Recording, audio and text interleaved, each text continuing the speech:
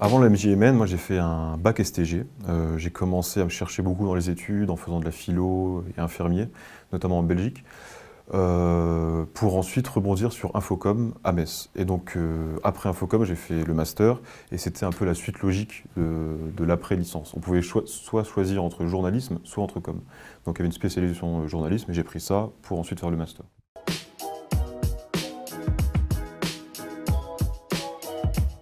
Ce que ça m'a apporté un regard critique sur les médias. On l'avait déjà en licence avant, mais là un peu plus à travers des profs comme Jean-François Diana notamment, ou des personnes comme Monsieur Masson, enfin des choses comme ça. Ça m'a apporté aussi une rigueur au niveau de la technique en vidéo. Ça m'a apporté aussi un esprit un peu plus collectif de travail, moi qui étais un peu plus perso.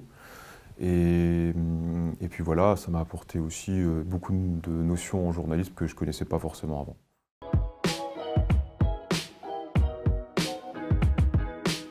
Le reportage qui m'a le plus marqué, ça restera le webdoc de Master 2, parce que en fait, j'ai pu me déplacer jusqu'en Allemagne avec une routière.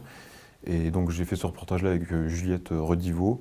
Et donc on faisait équipe et ça a été vraiment du terrain, de l'enquête et ça nous a beaucoup plu parce qu'on pouvait à la fois mêler web et en même temps web, écriture et multimédia. Et ça a été vraiment chouette parce qu'on a pu aller en profondeur, faire un sujet social et en même temps un sujet qui sortait un peu de la norme en donnant la parole à des femmes.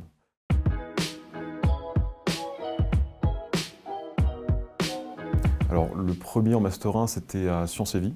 Donc, c'est un magazine de vulgarisation scientifique. Donc, moi, j'écrivais plutôt sur de l'astronomie ou de la biologie, mais ça restait très vulgarisé. Donc, ça consistait à appeler des chercheurs du CNRS.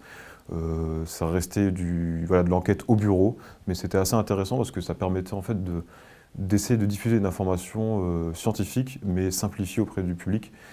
Et donc ça, c'était mon premier stage. Et le deuxième, c'était au Liban, à Beyrouth, donc qui n'a strictement rien à voir. Et là, c'était plus du journalisme local dans Beyrouth et au Liban, dans certains villages.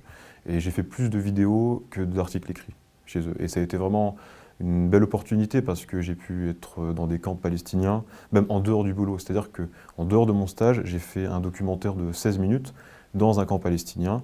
Et je suis assez fier de ce truc-là parce que je l'ai vraiment fait seul. C'est-à-dire que j'ai reçu de l'aide pour la traduction, mais sur le terrain, je me suis déplacé à l'aide d'une personne qui m'aidait à traduire, mais au niveau du montage, au niveau du son, au niveau de la musique, j'ai essayé de gérer ça tout seul. Donc c'était un peu mon premier, on va dire, bébé, on va dire, et qui était en dehors du journal L'Orient le Jour. Donc ça a été vraiment porteur et ça m'a permis d'être plus à l'aise dans des environnements un peu plus rudes, comme le Liban, quoi.